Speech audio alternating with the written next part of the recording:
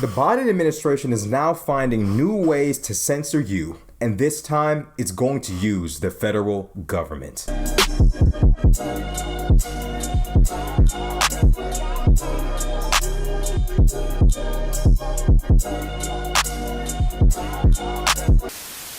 Yo, what's up YouTube? It's Rashad Crenshaw back again with another video. And the Biden administration is surprising us with its new research into the censorship part of the tech tree. Secretary Alejandro Mayorkas mentioned the creation of the board named the Department of Homeland Security Disinformation Governance Board. And this governance board has set off a lot of backlash from the right wing. And mainly because we all know what the Disinformation Governance Board is dedicated to. It's dedicated to policing our speech. But let's read even further into the post by the Washington Post. Amid growing anti-censorship fervor on the right, a bevy of Republicans have suggested that the initiative amounts to policing speech. Elon Musk declared it messed up. Many on the right likened it to the Ministry of Truth from George Orwell's book 1984. Now, that's basically what this organization is. It is the quote-unquote Ministry of Truth. This is basically the beginning stages of the American government publicly making it clear to us, we're telling you what the truth is. We're dictating to you what is and what isn't, what's true and what's false. These are the beginning stages. The right wing has also questioned the fitness of the board's executive director, Nina Yankowicz, who has in the past supported Democrats. I don't got a problem with that. We've all got our sides. Praised efforts to crack down on coronavirus misinformation on social media and expressed skepticism about the provenance of Hunter Biden's laptop. Now, those two particular topics are very, very touchy to the right because the left has been very, very much police-like concerning those two topics. A lot of people's channels have been banned, deleted, destroyed behind quote-unquote COVID misinformation. And we know what happened with that, right?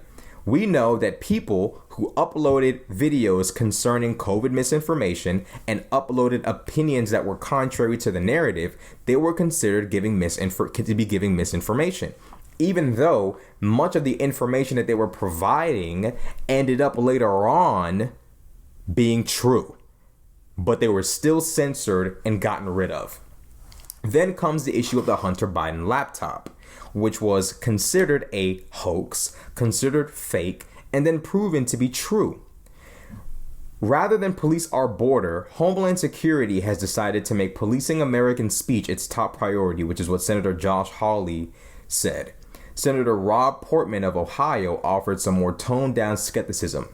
I do not believe that the United States government should turn the tools that we have used to assist our allies countering foreign adversaries onto the American people. Our focus should be on bad actors like Russia and China, not our own citizens. Now, why does there need to be a disinformation governance board? Why?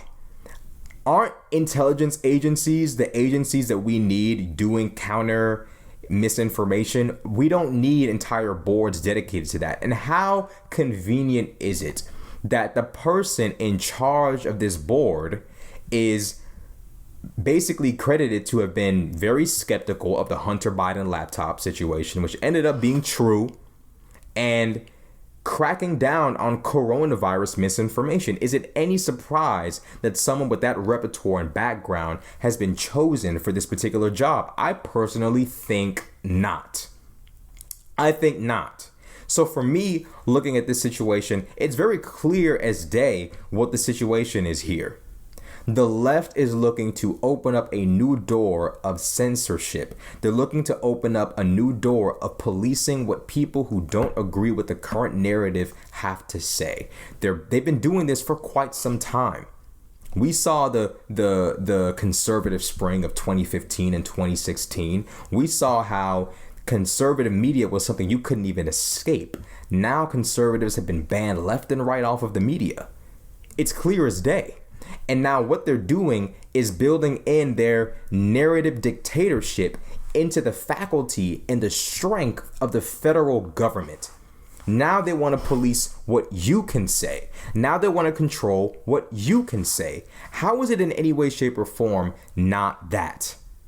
Given the person that they've chosen to be in charge of this, how is it in any way, shape, or form not that? You saw the way that the Hunter Biden situation was policed. We saw the way that these people who reported the Hunter Biden laptop situation had their tweets removed by Twitter. Twitter was dictating what was or wasn't true. Twitter was dictating what was or wasn't misinformation. Is it any surprise to us that the people who are now in charge of this disinformation board share similar opinions with Twitter, who's very, very extremely pro-censorship? Now Twitter is in the hands of Elon Musk. But now this is a counter to that. Because see, now that Elon Musk has purchased Twitter, people such as Joe Biden and the like have lost a bastion. They've lost a fortress. They've lost an outpost, a forward operating base. Twitter was a strong bastion for left-wing ideals. So strong that if you stepped out of line far too much as a conservative, your ass was out of here. They was going to get your ass up out of there. Now Twitter is about to become level ground. It's about to become level ground between liberals and conservatives. And the Biden administration relied greatly on Twitter to fight its battles. See, now Twitter can't fight those battles. So now the Biden administration needs a new force, a new power, a new entity. And what better foundation for that force and entity than the American government, the federal government? We need to be very clear here and open our eyes. This is no conspiracy theory. This is just pure honesty. This is clear and pure honesty. The idea that in any way, shape, or form, it's okay to dictate to the people what is or isn't misinformation is absolute foolishness. Now, to go further into the article, Yankowicz, like many, had expressed reservations in the late 2020 about whether Hunter Biden's laptop was misinformation. The situation with this laptop is that this woman claimed that we should view the laptop situation as a Trump campaign product. Now, Joe Biden is clearly positioning people who are for him and for his narrative and for his side. He's positioning them in power that can dictate what you can or cannot say. This is clear as day strategic planning for censorship. And it should not be treated lightly. It is in no way, shape, or form something to be treated lightly. So with that being said, it's incredibly important for us to understand the fact that there is no acceptable situation in which the government dictates to us what is or isn't misinformation. We know for a fact that disinformation or misinformation, whatever you would like to call it, is a term used only to police the voices of domestic citizens, of people who live here, of people who are of a domestic threat to the dominance of the left.